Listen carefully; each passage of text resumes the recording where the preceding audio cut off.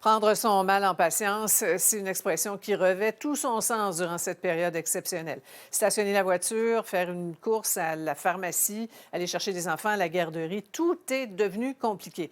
Et Audrey, l'attente est particulièrement difficile pour certains. Oui, parce qu'à Montréal, surtout, c'est très compliqué de se déplacer. On est aux dernières nouvelles, Sophie, encore à 9 seulement du chargement complété. La Ville dit que ça pourrait prendre minimum 8 jours.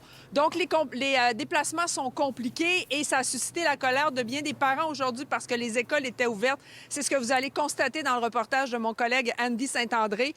Pour ma part, je suis allée rencontrer les usagers du REM parce qu'aujourd'hui encore, il y a eu interruption de service. Quand la moitié des trottoirs sont impraticables, difficile de ne pas craindre pour la sécurité des élèves et de leurs parents sur le chemin de l'école. Les jeunes et petits-enfants, ils ont de la difficulté de marcher sur des trottoirs comme ça. Maintenir les établissements ouverts ou pas dans de telles conditions. On peut dire que la décision prise conjointement par les centres de services scolaires et les commissions scolaires de Montréal d'ouvrir leurs établissements est loin de faire l'unanimité. Nous, ce qu'on dit, c'est qu'il faut absolument regarder la sécurité. Puis là, quand on regarde ce qui se passe, la réalité des parents, ce que les parents disent, bien, c'est certain qu'on aurait probablement dû encore rester fermé. Mais en même temps, je ne lancerai pas la pierre au centre de service.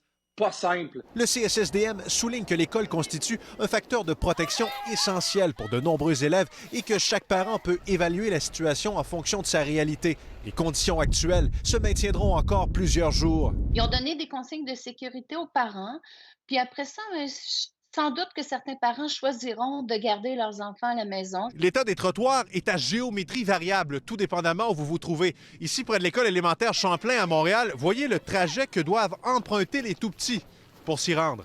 Pensez-vous que c'est possible, dans des circonstances comme celle-là, de faire plaisir à tout le monde, de faire plaisir à tous les parents? La réponse, c'est non. On s'est déjà mobilisé avec le service policier et on va assurer une surveillance qui est continue dans les corridors scolaires. Concernant les opérations de chargement de la neige, les équipes n'ont pas encore atteint leur rythme optimal. Le porte-parole insiste. Ça va être au moins 8 jours. Comprenez que ça pourrait être plus long. Parmi les enjeux, les voitures mal stationnées, ainsi que les nombreux déchets qui jonchent les rues dans certains secteurs, malgré l'annulation par la Ville des collectes des matières résiduelles, notamment ici, sur la rue Saint-Denis. Si vous auriez la gentillesse de le ramener près des bâtiments, ça va geler comme de la roche. Et quand on va arriver avec la souffleuse, bien, on va briser les équipements et ça va retarder.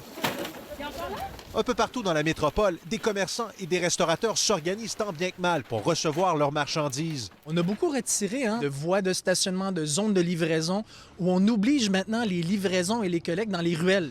Mais beaucoup de ces ruelles-là ne sont pas déneigées par la Ville. Bonne chance pour amener le stock, finalement. Exactement. J'en profite quand même pour dire aux citoyens et citoyennes de faire preuve de beaucoup de prudence. Plutôt discrète devant les caméras depuis les récentes tempêtes, la mairesse de Montréal fera le point demain.